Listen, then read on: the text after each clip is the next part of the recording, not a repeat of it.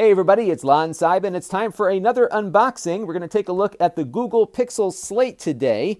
I paid for this with my own funds, and I also got in the keyboard here and the pen, which I also paid for. This is the lowest end Pixel Slate model there is. It starts at $599. That's what this one is. It's got a Celeron processor and 4 gigs of RAM. I think the processor in here is very similar to the Surface Go that we looked at recently. When we have our full review on the main channel, we'll explore that in detail. The keyboard is $200 and the pen is $100, so we're just under $1,000 here for the entry-level version.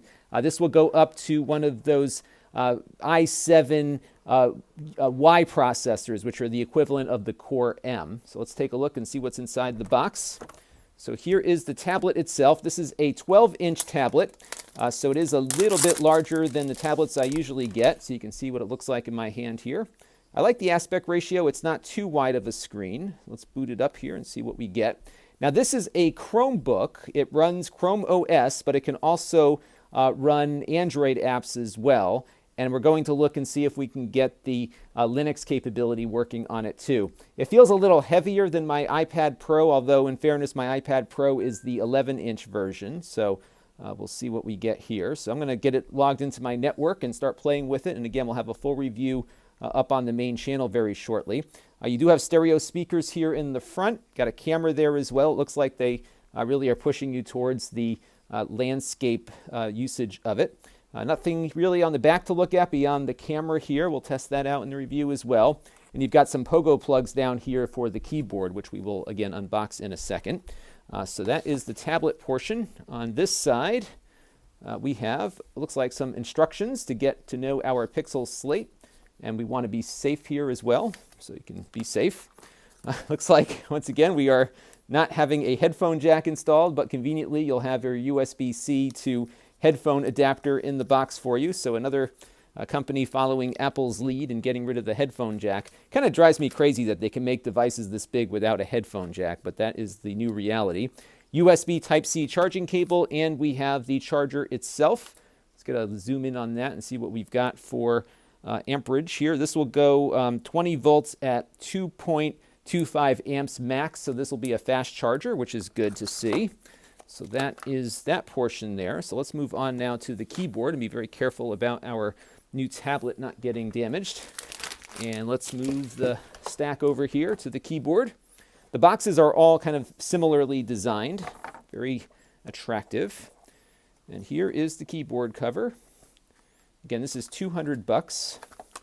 So let's dock our computer with it and see what we get. Oh, you got more things about being safe. People have been complaining that I am too rough on my boxes, so I'm trying to be nicer here with this box. So there we go. So we have a trackpad. It's a click pad. Feels pretty nice. Nice big trackpad, actually. And you've got these rounded keys. I got to type on this a bit to see how I like them, but it does look like a slight departure from other Google Chromebook keyboards.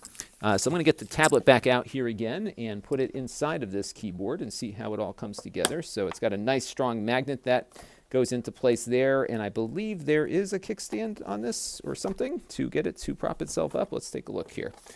Let's clear this out of the way. All right, so I should probably read the instructions. So there is a folding thing that you have to do. Okay, I see how this works. So you fold it in the back here to kind of get it into position. I probably would have liked a kickstand a little better because I'm not sure how well this will hold up on the lap here. Let's move my old phone out of the way here.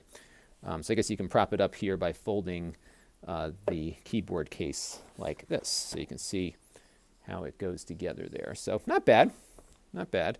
Although I think it's going to move around a lot. That's my only concern with this. So I'm going to keep playing with it and get a better feel for that. Now the keyboard is backlit. I wasn't sure if it was or not. What you do is hold down the Alt key and use the brightness key here. That will bring up the backlight for you there. I'm not sure if it's automatic or not, but it looks like this is how you control it by using that key combination. And the next thing to take a look at is the pen. And this is what it looks like here. There is a battery here also, it appears, so we'll take a look at that as well. One thing I do like about the new iPad Pro pen is that it docks to the iPad Pro and charges, which I thought was really cool. So I am not sure. Oh, here's the battery. So we have a AAA? Nope, quadruple A again. All of these pens use the quadruple A batteries, so you have to unscrew the pen here and put that in. Again, I really like what Apple's done with the new iPad Pro. I've been using that a lot now. So I've been taking notes in some meetings that I go to and stuff with that. So, oops, I put the battery in the wrong way. See an indicator there. And screw it together. And you've got yourself a pen. And I'm not sure if the pen is going to work until, I guess it does work. It must be capacitive. So I'll do, a full review of everything once we get it all put together here and see how it works. So that is it there. And it looks like it's a pretty nice little setup here. Again, I'm not sure how well this is going to work on the lap, so I need to play around a bit more with it to see. But it does look like you've got some range of how the screen can be positioned here. And we'll have a better angle when we do the full review. So basically this piece here just kind of connects up to the back of the screen, and you can adjust the height that way by sliding it up and down. So pretty cool. All right, so I'm going to start playing with this thing. We'll do performance tests and a whole bunch of other stuff. It is a rather large tablet, so you have to want that kind of thing. I don't think they have a smaller version of this. And again, we'll look at the Android functionality and hopefully the Linux functionality as well. Do let me know down in the comments below what you would like to see in the full review. I hope to get it up a little later this week after we've had a good amount of time to play with it. So again, let me know. And until next time, this is Lon Seidman. Thanks for watching. This channel is brought to you by the Lon.TV supporters, including gold level supporters Chris Allegretta, the Four Guys with Quarters podcast, Tom Albrecht, Gerard Newberg, and Kalyan Kumar.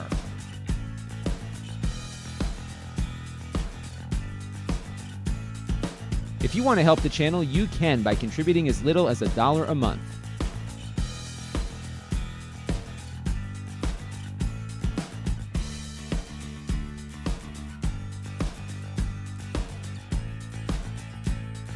Head over to lon.tv/support to learn more.